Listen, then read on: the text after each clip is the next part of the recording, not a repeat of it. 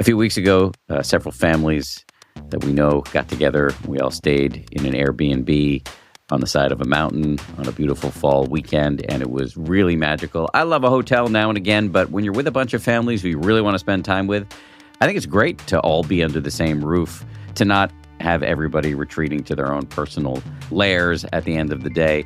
It really was a great bonding experience, and I love when we do that. By the way, that's not the only way to use Airbnb. As you know, the holiday season is here, which means traveling to see family and friends. And here's something you may not have considered before. While you're out of town, maybe your place could be an Airbnb. Think about it. You could be sitting on an Airbnb and not even know it. It's a smart, simple way to make some extra money, especially over the holidays when a lot of us are away from our homes already. Whether you could use a little extra money to cover some bills or something a little bit more fun, your home might be worth more than you think. Find out how much at airbnb.com/host.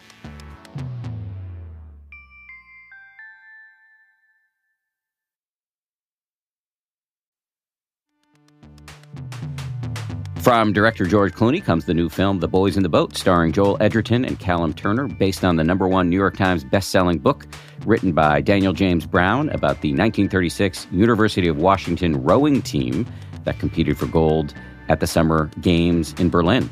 This inspirational true story follows a group of underdogs as they take on elite rivals from around the world. I'm looking forward to this one. I'm a huge Clooney fan. Also, Joel Edgerton is pretty amazing. See The Boys in the Boat, now playing only in theaters. Get tickets at boysintheboatmovie.com.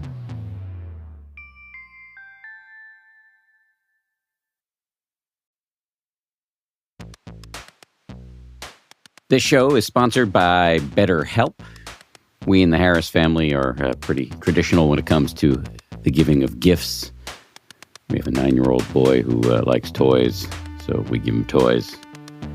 I like to give my wife jewelry, although I'm sure she'd be happy without it, but I like to do it. Anyway, however your family does gifts during the holidays, you get to define how you give to yourself.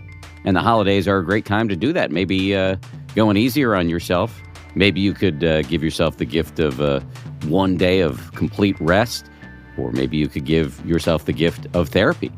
You could even give BetterHelp a try. It's entirely online, designed to be convenient, flexible, and suited to your schedule. Just fill out a brief questionnaire to get matched with a licensed therapist and switch therapists anytime for no additional charge.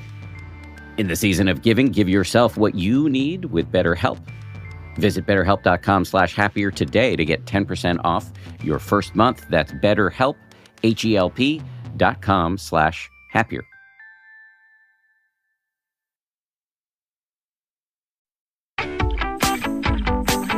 From ABC, this is the 10% Happier podcast. I'm Dan Harris. Hello. My guest today does a fantastic job of speaking in a not at all annoying way about the inarguably important yet potentially very cheesy concept of self-love. Haemin Sunim is a Korean mega monk who has developed a massive online following and has written huge bestsellers, including one called The Things You Can Only See When You Slow Down. He's also earned degrees from Berkeley, Harvard, and Princeton, and is the founder of South Korea's School for Broken Hearts. In this conversation, we talk about how perfection resides only in your mind, how a celibate monk learned to give great relationship advice, and how he manages his own relationship to ambition. We also have a fascinating exchange about enlightenment. Okay, so here we go now with Haemin Sunim. Well, nice to meet you. Thanks for doing this. Oh, thanks for inviting me. I should say good morning because it's 8 in the morning where you are and 7 at night where I am. So thanks for getting up early with us. Yeah, no problem. When did you become a monk? I became a monk when I was in my mid-20s. When I was very young, I was asking myself, why was I born as a human being? Some philosopher, described this feeling that you are thrown into a movie theater without any kind of guidance, and then you are waking up 10 minutes after the movie has started, And so you have to figure things out. Oh, okay, now we are 1970s. Oh, I am male. Oh, I'm from South Korea. You know what I mean? All those things that you have to figure it out. So I was asking, what's the purpose and who am I? And that led to my interest in religion in general. So for a long time, I was looking for my own teacher, pursuing enlightenment, some kind of spiritual awakening. So that, made me major in religious studies, and then eventually led me to become a monk. That's a big move to become a monk, because you're basically saying, I'll never get married, I'll never have children, I'm going to dedicate my life to this practice. Well, to me, it was, life or death kind of questions. It wasn't as though I had options. I really, really had to find out the answers. Otherwise, I felt like I was going to die or something. So these questions of, why I even exist, who am I, So I didn't have any other option. Huh. Did you find the answer? Yeah, I think so. Yeah. To a certain degree, yes. What is the answer? You were born, in this world to discover who you are, what you are actually. Is that a knowable fact, what we are? It's an interesting question, because that which you want to become awakened to has the quality of unknowingness, mystery. Because only then the subject and object division disappears in this realm of unknowingness. So can you walk into this silence, in a space of silence, where there's no more knowledge, there's no more objective quality about things? You cannot think of anything, and yet you are wide awake, open, spacious, and free. That's what you are. So is it safe to say that our job is to know who we are, and yet we are fundamentally unknowable? Yeah, our job is, first of all, let go of all the label that we ourselves are wearing, like identification. Sometimes we are identified with our bodies, our nationality, race, all those past lifetime experience and things that in nature. But in Zen traditions, we are asking this question: what was you before you were born? Hmm. What was the face of your true nature before you were born? And then also, what you are ultimately, asking, what you are ultimately trying to experience is the state of unconditionality. Can I say that? So everything that's conditioned you, that binds you, that limits you, it became one of the elements that makes you stuck. It also means that you are sowing the seed for violence as you are identifying yourself with one element, as I am Korean or I am, American. So, you know what I mean? And as soon as you do that, it also means that you are dividing. And that creates the seed of violence, I would say. And so if you can let go of all of this identification that you have been accumulating ever since you were born, what is left? Because, when we die, when we let go of our body, none of them will be important. All of them is impermanent. We cannot carry that with us. And then what is left? What were you? What was you before you were born? If I understand correctly, and I don't know much about Zen, these riddles, these unanswerable questions like, what was your face before you were born? What's the sound of one hand clapping? They're called koans, and they're used to deliberately frustrate the logical, conceptual mind, so that, in effect, you kind of break the conceptual mind and get beyond concepts. Am I at all in the realm of accuracy here? Yeah. Because our logical mind wants to seek some kind of answer, and the answer has the objective quality, something that you can observe and state, apart from you. You see what I mean? However, what we want to enter into is the realm of non-duality. The subject-object, separation disappears. In order to do that, you have to put your thinking mind, monkey mind, rest. You have to let the thinking busy mind make it quiet. And then you'll see that, there's a vast, empty quality of awareness, you know? So then you can say, then where is the beginning and where is the ending of my awareness? And then you will see that, there is no beginning and there is no ending. It is infinite. So you can examine this quality of awareness little by little. For example, is my awareness located only within my body? We often identify ourselves with our body. So anything that's inside my skin is me. Anything outside of my skin is not me. So often we imagine our awareness is contained within our brain. Then the question is, if that is the case, then I should be only aware of what's inside of my body, not outside. The fact that I can be aware of anything outside, it means that the quality of awareness, it's also outside as well. It is, in a way, it's everywhere because you can be aware of them.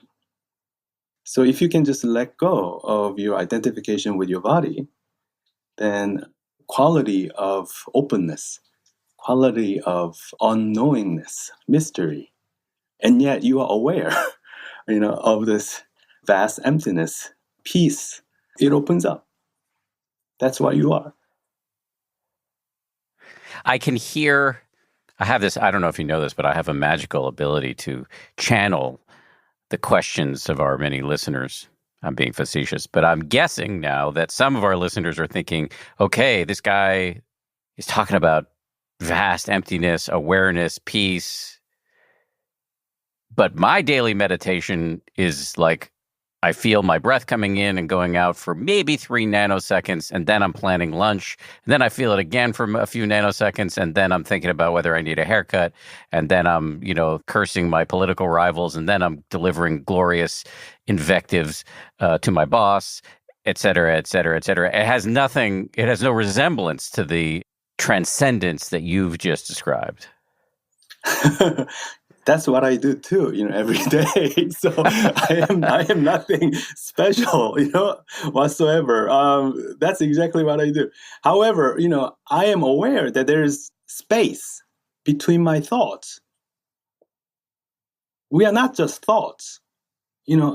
As soon as the thought disappears, there's emptiness. There's a quiet moment. However, because we are so trained on or so accustomed to focusing on object that is the thought, we miss out that non-dual moments where there's no more thought. We as a human being, we cannot think 24 hours straight, right? If we do that, then our brain will become so tired and you may die. However, if you just examine yourself, there is a plenty of moments when this, what I just talked about, the quietude, peace, non-conceptual moment, it exists. What I'm thinking about as I listen to you talk about that, I'm nodding my head because I agree with what you just said. And it's so useful to know that, like, you too struggle with, humiliating horror show of discursive mind. I was on a retreat a few years ago with my teacher, Joseph Goldstein. And I was on a retreat and I was complaining to him about how horrible my meditation practice is and et cetera, et cetera. And he started telling me about a Tibetan, and I know this is a different tradition than the one you're in, but a Tibetan expression that I'm probably going to mangle, but I think it is a maho, which I think translates into how amazing. Mm. And Joseph's argument was when you wake up from distraction, maybe once in a while use a maho to direct the mind to that exact moment that you were just describing, which is after the thought has evaporated, and the thought could be incredibly embarrassing. Like you could be running through, recently we're buying a house. I've been running through like mortgage calculations or, some ancient desire from, 1972 or whatever. But whatever the thought is, it doesn't matter. As it evaporates, as it leaves, there's a little bit of space there. That's a maho. And how amazing that the mind is, if you're awake to it, Absolutely. Yeah. empty. It's empty. There's nobody home. Like you can see if you're just attuning the right way. And maybe you'll talk about it, that there is this, I sometimes use the phrase, this yawning chasm of pure knowing that's there. Yeah, that's always there. It's not something that you have to fabricate, something that you have to manufacture. It's already there. That's the beauty of it. This realm of unconditionality, realm of non-duality, as soon as you can just detach yourself from your thoughts. And you can easily do that by becoming aware of your thoughts, like becoming mindful of your thoughts. As soon as you become mindful of your thoughts, at that moment, you are stepping outside of your thoughts, right? And there's an immediate release, immediate freedom from that thought. So, yeah. And then also the quality of, amazing, the maho, you can look at beautiful nature. Right now, if I walk outside, it's full of beautiful fall foliage everywhere in Korea now. And then when you are, appreciating the beauty of trees, your mind becomes silent. When you're appreciating something, you cannot think about things. Your mind becomes momentarily very quiet. And then you appreciate beauty and that, wow, that is so amazing, Then right there's the experience of non-duality. So when you appreciate any kind of beauty, it can be art, it can be music, it can be human being. Your mind has to be very quiet to be able to appreciate. And maybe that's why we want to go to museum. That's why we want to go to musical concert, things like that, so that our minds can become temporarily quiet. Mm-hmm. Mm-hmm. Yeah, we want to be blown away, quite literally. Absolutely, yeah. Yeah, I mean, and that is like, I think nirvana is often described as a blowing out, like a blowing out of a candle. And that's in some ways what we want. I think I'm stealing this notion from Dr. Mark Epstein, who's a friend of mine. So with a hat tip to Mark, part of us wants, whether we know it or not, part of us wants to not exist because we want a yammering voice inside of our head to shut up. And that's what draws us, as you said, to great beauty of a museum or nature or any sort of awe that is on offer. Right. In the beginning, we want to get rid of yammering voice. You see that as a problem, that which blocking us from experiencing non-dual state of freedom, right? However, you realize that it is just the manifestations of your own awareness. So you begin to realize that it's not a problem. It is just like any other thing that you see. You can look at your cell phone, or you can look at plants, you can look at your lamp, anything. It manifests. And yet, after a few minutes or a few seconds, it disappears. So it is beautiful, magical display of our mind, and it happens without you doing it. Right? It's like you are not there to, if you can control your thoughts, yammering thoughts, then it is yours, right? Because you can control it, In order for me to call my car is my car, I should be able to, accelerate, or I should be able to brake anytime I want. If I couldn't, then it's somebody else's car, somebody else is driving my car, right? But if you are looking at your own mind, this yammering thought, it just appears without you controlling it. You never intend to have that kind of thought emerge, right? So it emerged without you doing anything, and then it disappeared without you doing anything. It is magical display of your own awareness. And you are watching this movie of life. And then the question is, what is that which is watching it? That's the koan. Yes, I mean, you can ask yourself the question. This too comes from Joseph to me through, I think, channeled through Dzogchen, which is a Tibetan style of practice. And you can ask yourself the question, and you're sitting and meditating, watching your thoughts or sounds or whatever. What is knowing this? What is knowing all of this? And then you can ask another question, which is, who's asking that question? Absolutely. I mean, this is the ultimate questions, What is being aware? You can be mindful of your thoughts. You can be mindful of your bodily sensation. You can be mindful of any kind of feeling arises and disappears. And then there comes a moment when you realize there is no more object to become mindful of. You will have maybe 1 minute or 2 minutes in your meditation. Everything is so quiet, so serene.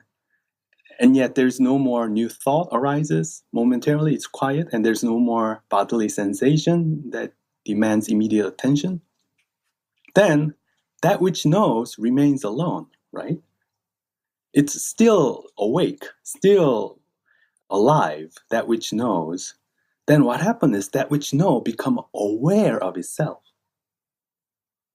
Your mind become aware of your mind. Your awareness becoming aware of its own awareness. That's the returning to your home, returning to your true nature.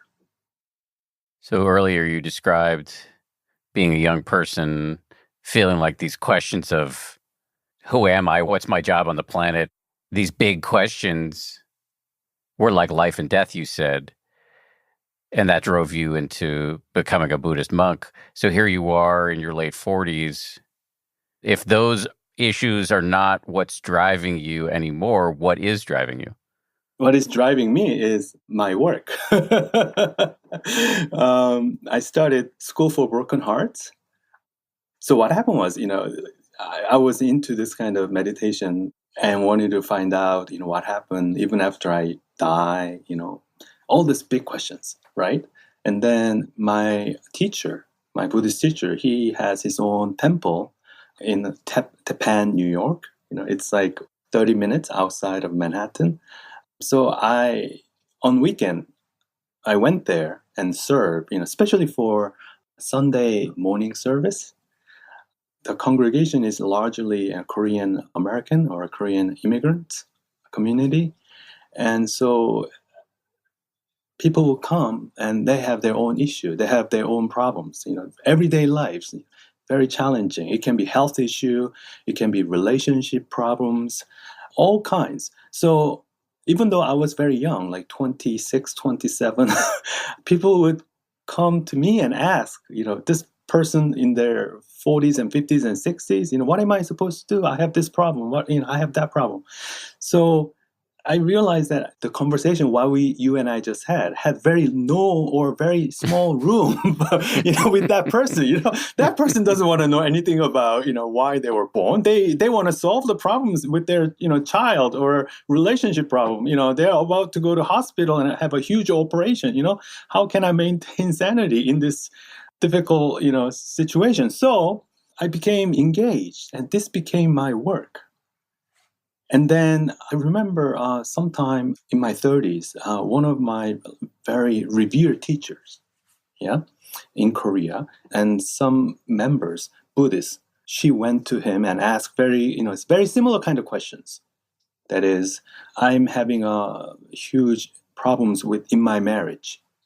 I don't get along with my, husbands and problem like that. But he gave very philosophical kind of, answer, not down to earth, but more like, everything is impermanent, attachment is bad, that kind of things in nature, which wasn't very helpful at all, So I thought maybe, the Buddhist monks, they have to do different way of doing things. So I decided to open up sort of non-religious school where people who are going through difficulties in their lives, they can come and share their difficulties. So one of the first meetings I remember is a parent who are raising a child with disability. I called and see if there's anybody who can come and wants to share. And wonderful things happen. Like one mother who just discovered her son has a disability, and her son is only 8 months old. And every day she wakes up and she is thinking about throwing herself with her baby out of her apartment, and so that my son doesn't have to go through all this difficult lives ahead of him, And then she was able to talk to other parents, other parents who went through all that process. And they could give her a lot of encouragement, the ways to, deal with different situations, governmental resources, and then support group and all of that. And so she was able to, for the first time, find some hope. To me, it was incredible, So I wanted to do more of that. So I started many different kind of groups, people who just recently got divorced, or people who have terminal illness, people who are mentally having a very stressful, especially young people in their 20s and 30s, they've been looking for a job, and yet they couldn't find any job, and therefore their self-esteem is so low, and they don't know what to do with this. So I would just invite different group of people who are going through difficulties in their lives. And then we were able to do that. So every year we have about 3,000 people coming in to our school, and they're receiving benefits. So that became my work. This may sound like a bit of a tough question, but I actually mean it more from a point of curiosity than skepticism. But is it hard for you to answer? I mean, you're a celibate monk. You're not in a romantic relationship. You don't have kids. You're not participating in the mainstream economy. So is it hard for you to give advice to people who are struggling with their spouses or their kids, or, worried about establishing a career? Well, I'm a human being, so I don't think I am anything super different. So the thing is, I begin to see patterns. Like, you are so attached to your own view in your marriage life. This is a certain way you have to do things, and that can create some conflict. And yet you cannot be open and become sympathetic to what the other person is going through. So, I begin to see a pattern, and I talk about the patterns, and it worked. So on top of it, it's fine for me not to know the answer, because there are plenty of other people, they can bring out their own experience. So I am there to bring people together and giving them opportunity to help each other. Much more of my conversation with Haemin Sunim right after this.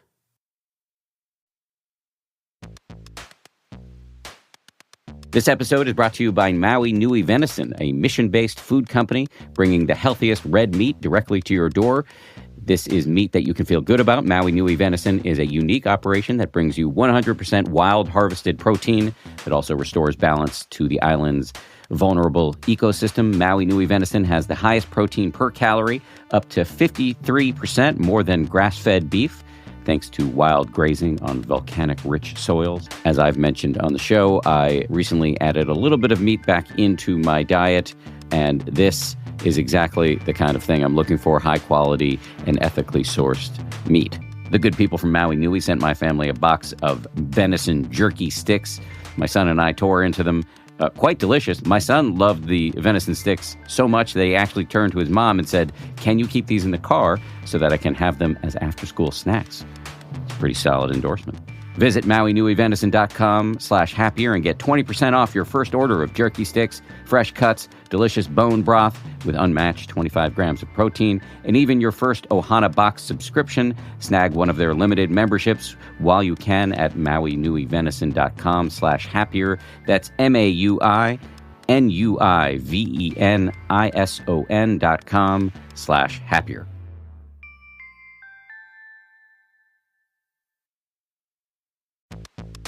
Now your ideas don't have to wait. Now they have everything they need to come to life. Dell Technologies and Intel are creating technology that loves ideas, loves expanding your business, evolving your passions. We push what technology can do so great ideas can happen right now.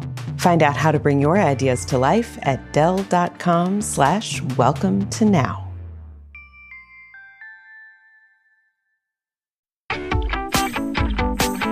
So I know they call you a mega monk.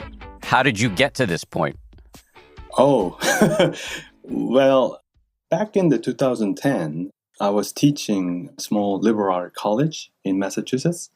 And at that time, people told me there is a new social media called Twitter, so I didn't know what it was. So at first, I just follow like the way President Obama, he tweets what he did on that day, whom he met, things like that in nature. So I did exactly the same, Today I met my students, I went to my school cafeteria.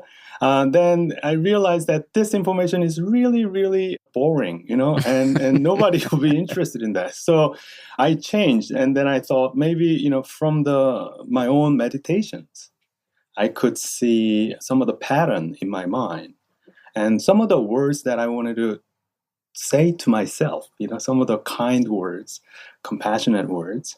So I tweet that, and then people responded very positively. I was thinking about writing a book, turn that into a book. And my first book was The Things You Can See Only When You Slow Down. And that book became a massively huge bestseller in Korea. And that book became the book of the decade. So, and then it was translated and then published in a number of different countries. But in the meanwhile, I was still engaged with, Twitters and Facebook and things that in nature. I'm curious, we've done plenty of episodes here about the pitfalls of technology, of being addicted to your phone, being addicted to social media. How do you interact with this technology while endeavoring to build large followings and to post on a regular basis without, running into some of the obsession and compulsion and depression and FOMO and all the other stuff that can happen if we spend too much time with our noses in social media? I think that's where meditation becomes very handy. That is, if you are overly obsessed or involved in your social media, then you become aware, oh, this is very unhealthy. Maybe I should step away and, maybe go out, exercise or walk around in nature or go to bed 1 hour early, So I would say that you become aware of your own mental state as you are doing it. But the technology is, in my opinion, is neutral in that it can be used for negative purpose, but it can be used for positive purpose. Like, for example, your app, 10% Happier meditation app. People who are engaged in that app can receive enormous amount of benefits, right? All because of technology. So it depends how you use it, in my mind. I just want everybody to know that I did not pay you to say that. So another way that you've become so popular, not only in Korea, but around the world, is writing books. And one of the books that you've written that really is intriguing to me and that I wanted to spend some time talking about today is about perfectionism and some of the beauties of imperfection. Trying to look at the title here. Love for Imperfect Things is the name of that book. There's a quote that you've said that inspired you from a 6th century Chinese Zen master, I believe, and the quote is, "True freedom is being without anxiety about imperfection." Can you talk about that a little bit? Yeah. When you are completely awakened and become in touch with your own true nature, you see that everything that you thought you labeled as a problems, it is just a manifestation of your self nature. And therefore you can relax. You don't have to be so obsessed about, what's called imperfections. I think that's where this Chan master, Zen master in China was talking about. But in everyday, for everyday human beings, just like me, I would say that there's a beauty in imperfections. If you go out and look at trees, trees are never straight, never vertically straight. It's always crooked. There's always movement. I think that creates unique character. That's what makes it so special. For a long time, I thought to myself, I am a little bit like a child when I am going out and giving a talk. Some of my great masters, they would say in a very respectable way, very, very adult-like way. However, when I give a talk, I tend to become a little more free and joyful. And so for a long time, I did not like that, about me. I thought that's not what people expect, from a monk. Then I realized that the people who are following my Twitters or social media, precisely because I have that quality. Hmm. So I think it has been the journey of embracing, accepting my own imperfections. And then when you can do that, then I think the real spiritual practice is right there. This issue of perfectionism, it's a riddle for me. One of the koans, I don't know if it's appropriate to even call it that, but one of the riddles I've been mulling ever since my first encounter with Buddhism is, can you strive to be excellent while also not getting hung up on perfectionism? Mm-hmm. And does the not getting hung up on perfectionism lead you to a resignation? Like the idea of accepting your imperfections, loving your imperfections, is that like giving up in some way? When we are thinking about imperfections, we tend to focus on ourselves. I am imperfect. Things that I do is imperfect. However, when you are thinking about other people, how I can help them, my motivation is trying to help them, then the focus isn't so much, on me. It's about them, whether they are receiving help. So if we think less about ourselves and more about people we are actually helping, then this question becomes irrelevant.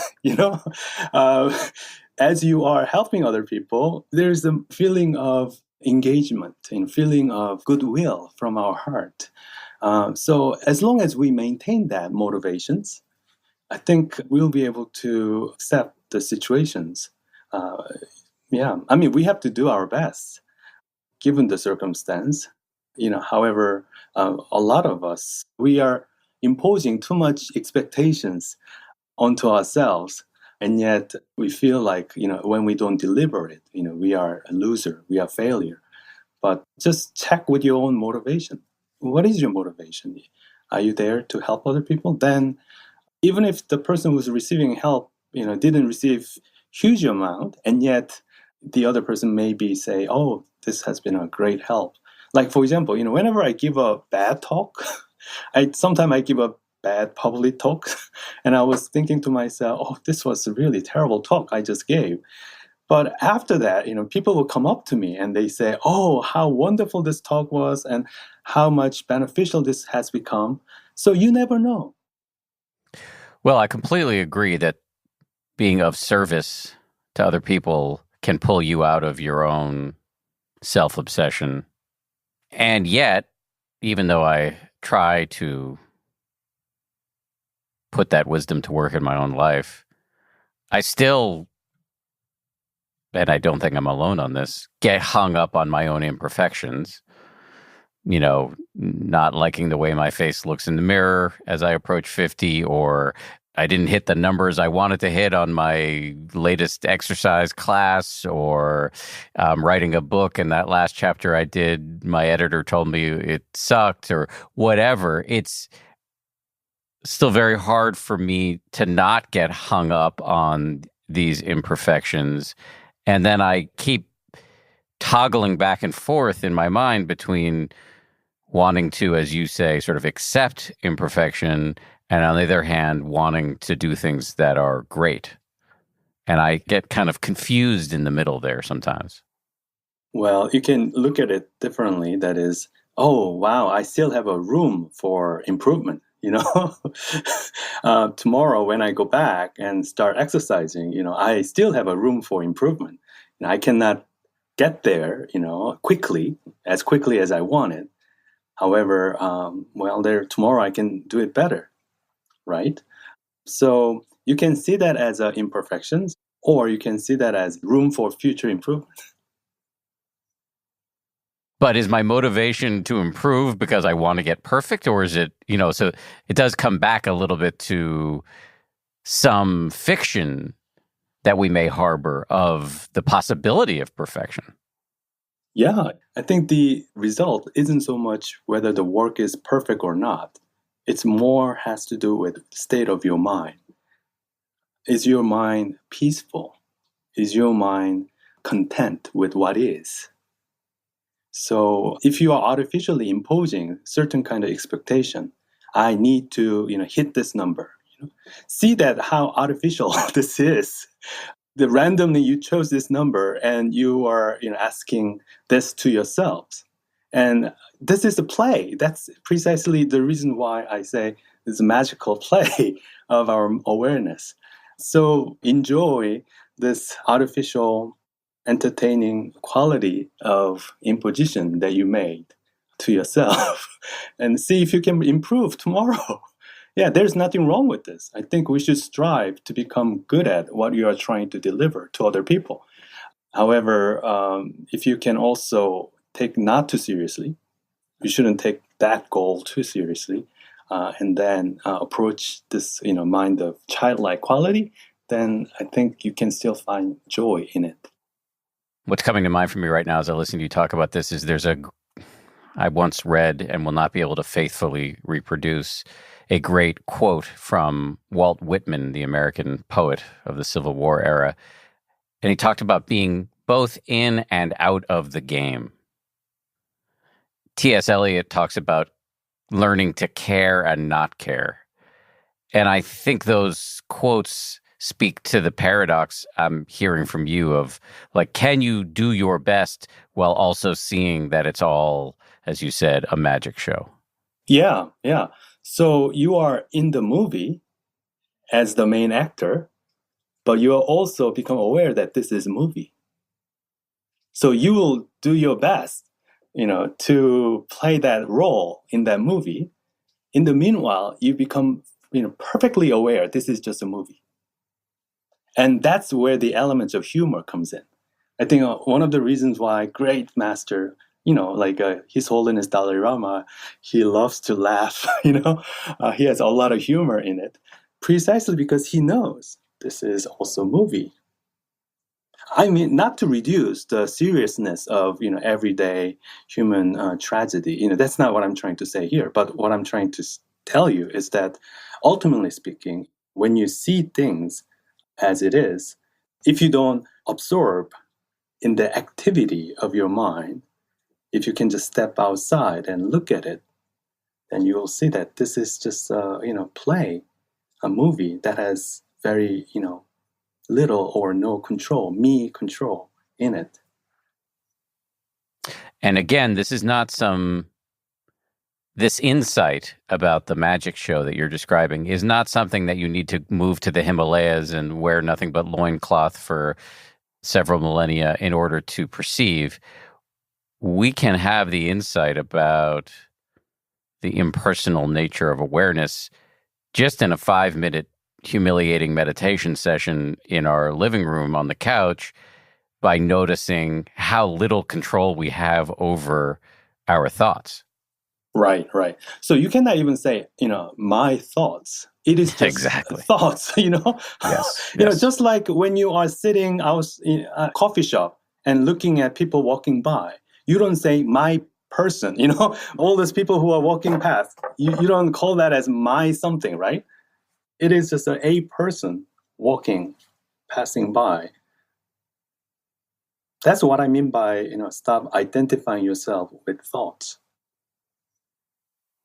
But again, it's so interesting that what we're talking about here is the balance between being able to have these insights, which again are pretty readily available and also transcendent in that they kind of get you out of the movie. It's a little bit like taking the red pill in that movie, The Matrix. You get to see the Matrix. On the one hand, you can have those insights. And on the other hand, you do still have to participate in conventional reality. You still have to do your best because your boss may be breathing down your neck about your sales numbers or whatever it is. And so you need to be able to be in and out of the game in that way. Right, right. Yeah, absolutely.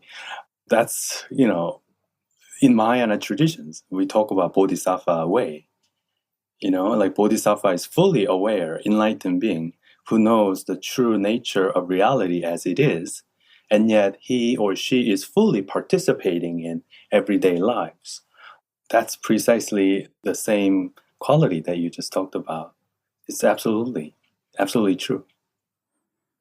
So do you ever find yourself, and we talked about this a little bit, but with your success on social media, but now that you have had and continue to have so much success in conventional reality in the mainstream economy as a monk, do you ever find yourself getting sucked into, I don't know, comparing yourself to other people or criticizing yourself or wanting more success and wanting to get on this show or that show or wanting a good review or wanting to know what your sales numbers are on your last book, et cetera, et cetera? Do you find yourself getting sucked into that?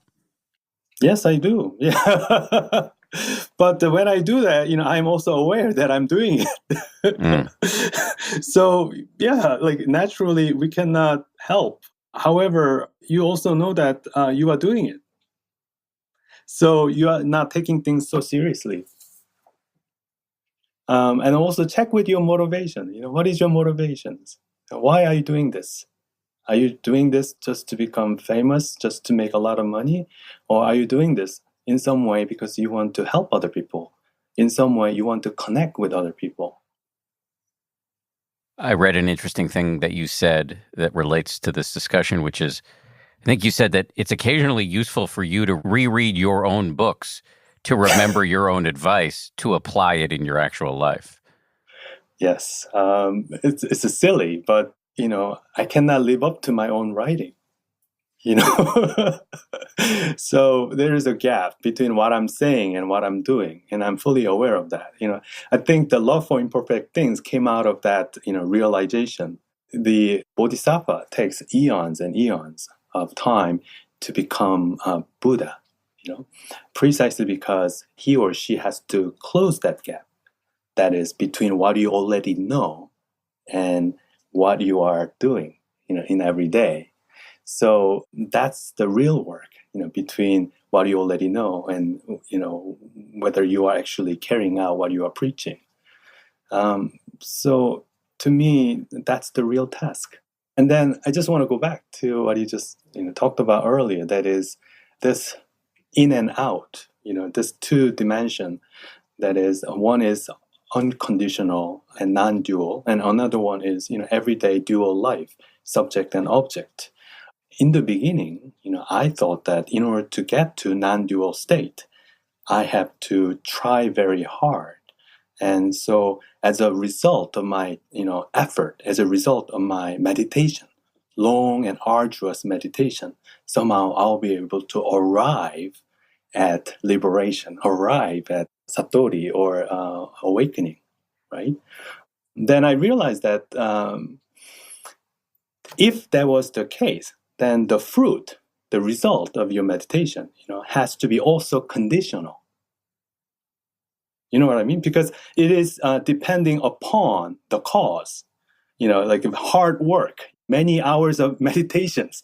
And therefore, if gave birth to liberation, then that liberation, that awakening is also conditional.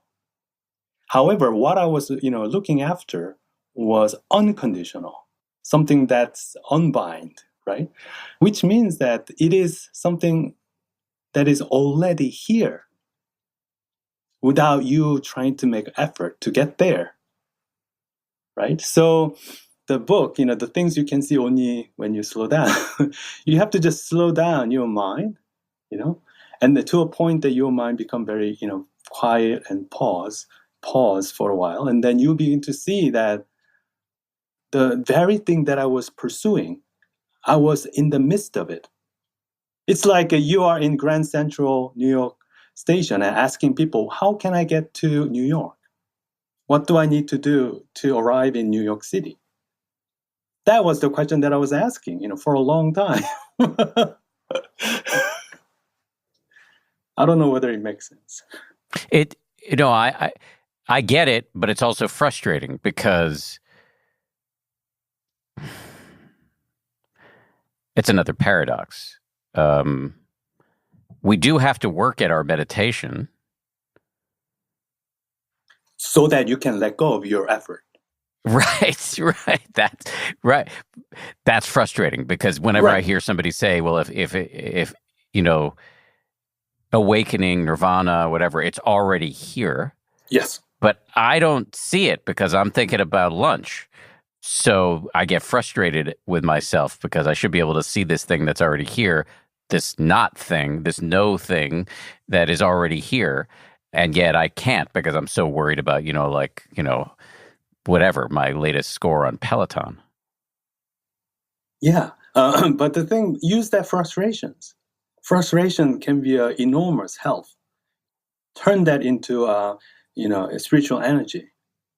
I want to see, the awakening, this reality of unconditional realm, the state of complete freedom is supposed to be right in front of me, right? And yet I cannot see it.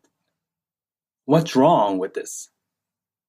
And this can become an engine that can push you to eventually let go of your effort. Because for a long time, even though, conceptually, just like you, I was able to understand it is right in front of me, I was subtly, in a very subtle way, still striving, still saying that, oh, this cannot be it. It has to be something better. It has to be something more peaceful. It has to be something more, fantastical, So in my early 20s, I was looking for gurus and Zen master and Tibetan, teacher who can give me that supernatural enlightenment experience, spectacular experience, opening of Kundalini, opening of all kind of supernatural, show. You can go to the Pure Land different realm and interacting with the different bodhisattva, all of this I thought was enlightenment. But then I realized that all of this is impermanent. That's not what I was looking for. Again, I'm saying this as somebody who has not yet found what he's looking for, unlike, I imagine, you. I'm guessing now, I can understand how big mountaintop experiences, unleashing the flood gates of Kundalini or whatever it is, all of these experiences that you can read about if you feel like reading spiritual journalism, how that would be to miss the point. Yeah, because you want to get somewhere. That's the beginning of your assumption, is that right now is not it. I have to, go and obtain whatever that I'm looking for, right? And this very assumption is conditional. But to get to the point where we can let go and see what's right in front of us, is going to take some frustration and effort and some suffering, it seems to me. Well, if that's what you're projecting, yes, precisely that's what you're going to get. Okay, let's just, I just want to help you, let's just go back to what you said. So as soon as you become mindful of your thoughts, whatever that bothers you, then what happened to that thought and then the state of your mind? Loyal listeners will have heard me say what I'm about to say before, but actually I think it's worth anybody hearing this again, which is a huge shift in my meditation over the past couple of years has been noticing when I wake up from whatever distraction with some craven voice inside of my head, anger, ambition, planning, whatever it is. I have started to, at first it felt very contrived, but over time it actually feels pretty genuine to view these inner characters with some warmth. And for me, the combination of kind of just viewing whatever comes up as these ancient neurotic patterns that are trying to serve me, perhaps unskillfully, definitely unskillfully, and to, blow them a kiss and just go back to whatever it is the object of my meditation, my breath, phrases of loving kindness meditation, or just an open awareness over and over and over again without much of an agenda, knowing that I'm not going to probably achieve Satori or enlightenment or Kensho or whatever you want to call it on my schedule. That's basically my practice now. Okay, very good. Then let's say you talked about this, the feeling of warmth.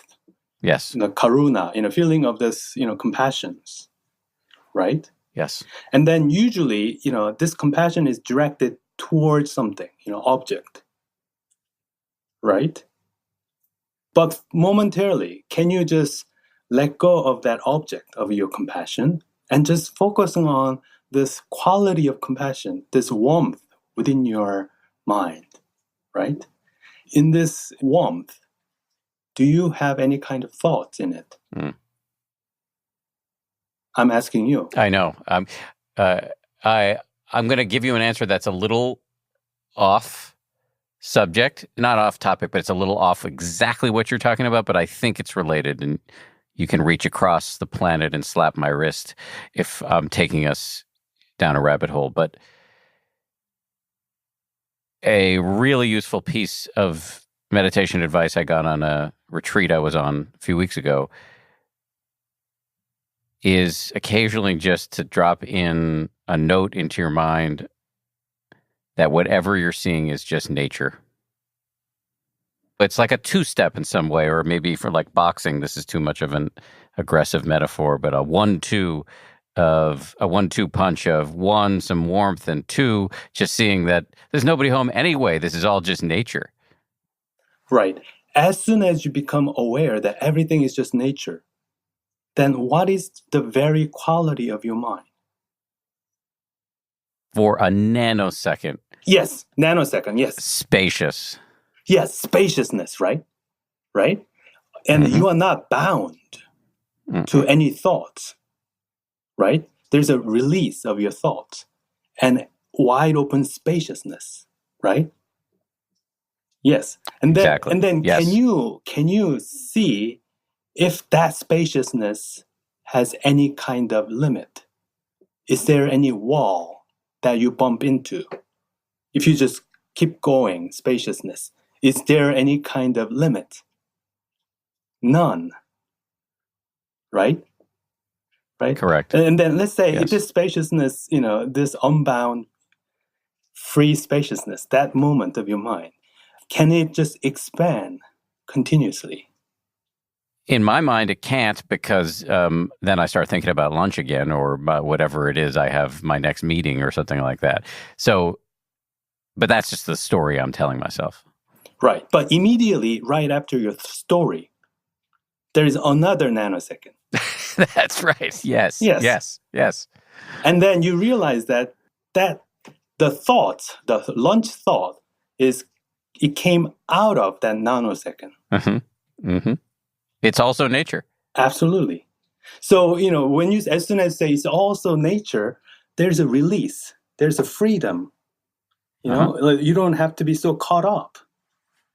And this, release, the space of wide open emptiness, and enjoy.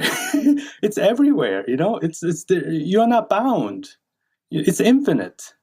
It's free. And realize that it is also very quiet, peaceful.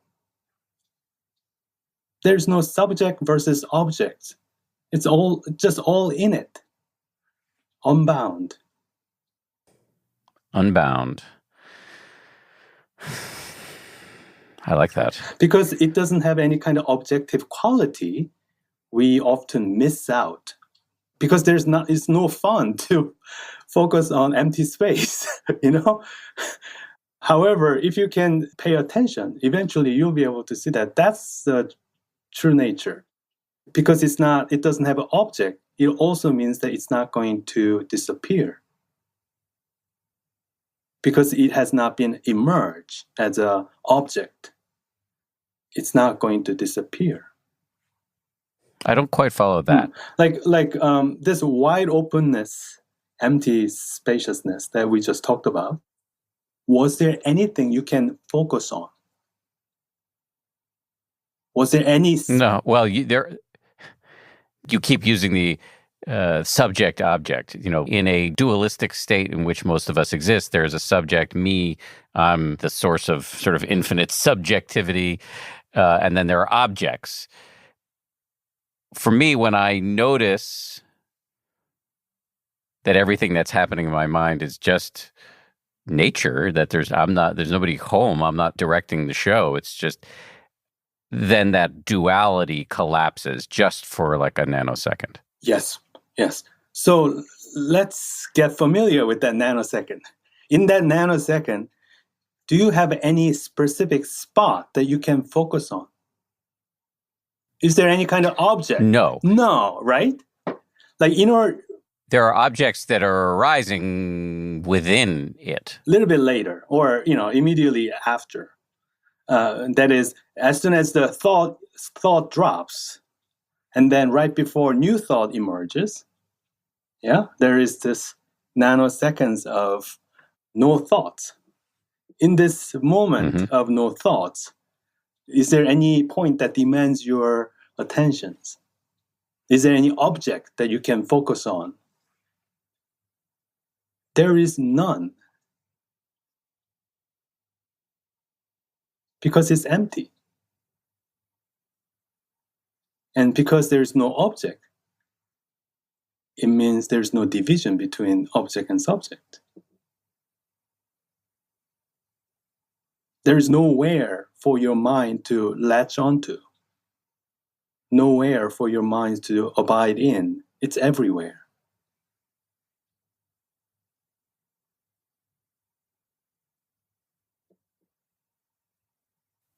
Before I let you go, can I change the yes, subject? I'm sorry. We've been on the mountaintop.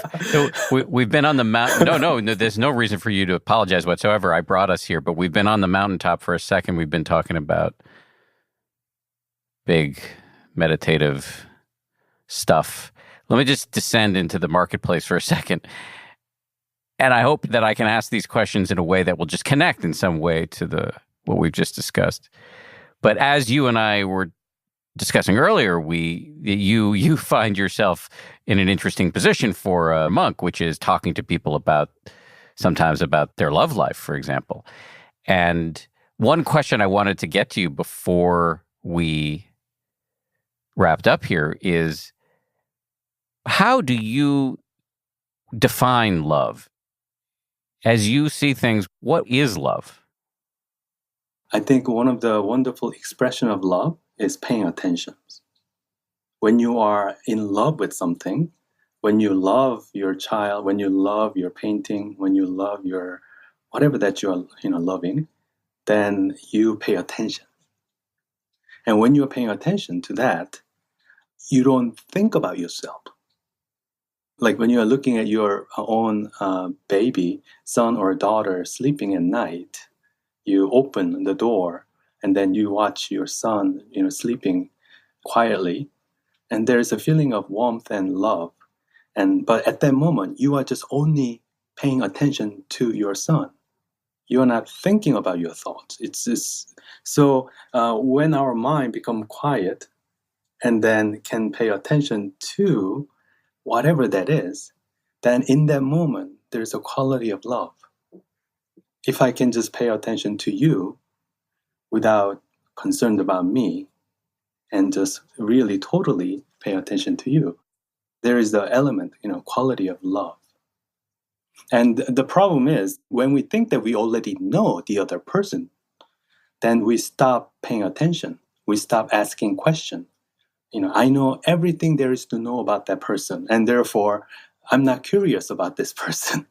And thereby we pay less and less attention to that person. And, so I think love has a lot to do with our attention. That does connect to what we were discussing about spaciousness and the impersonality of awareness, because under this view of love, when you're paying full attention to somebody else, you drop away. Absolutely. And then there's a deep connections between that person and you, and the connection that has always existed. But notice how different this conception of love is from the version we get from Hollywood or from love songs, pop music, where it's about, fixating on the color of somebody's eyes or the way you made me feel or the way somebody dances. Yeah. First kiss and all of that, invoke, feeling of aliveness, right? Feeling of, wow, I feel like I'm alive, But if you are looking at this feeling of aliveness, it actually is related to your attentions. I don't think, love has a lot to do with ownership. I own you and you own me, But in life, it's impossible to own anything. You can appreciate things, but you cannot own anything. So whether you can pause and pay attention and appreciate what's in front of you, and you'll discover love there. Well, you've been very generous with your time. I really appreciate you taking all this time to chat. It's been fascinating, and I appreciate it. Thank you. Thank you so much. Big thank you again. Really appreciated that conversation. It was fascinating. Thank you as well to all the people who work so hard to make this show a reality. Samuel Johns is our senior producer. Marissa Schneiderman and DJ Kashmir are our producers. Jules Dodson is our associate producer. Our sound designer is Matt Boynton from Ultraviolet Audio. Maria Wortel is our production coordinator. We get a massive amount of extremely helpful input from our TPH colleagues such as Jen Poyant, Nate Toby, Liz Levin, and Ben Rubin. And finally, as always, a big thank you to my ABC News guys, Ryan Kessler and Josh Cohan. We'll see you all on Wednesday for a fascinating episode with the Dharma teacher named Bonnie Duran, who's going to talk about the connection between the Dharma and indigenous wisdom. If you like 10% Happier, and I hope you do, you can listen early and ad-free right now by joining Wondery Plus in the Wondery app or on Apple Podcasts. Prime members can listen ad-free on Amazon Music. Before you go, tell us about yourself by filling out a short survey at Wondery.com/survey. Hey, everybody, it's Dan on 10% Happier. I like to teach listeners how to do life better. I want to try. Oh, hello, Mr. Grinch. What would make you happier? Let's see. An out-of-business sign at the North Pole. Or a nationwide ban on caroling and noise. What would really make me happy is if I didn't have to host a podcast. That's right, I got a podcast too.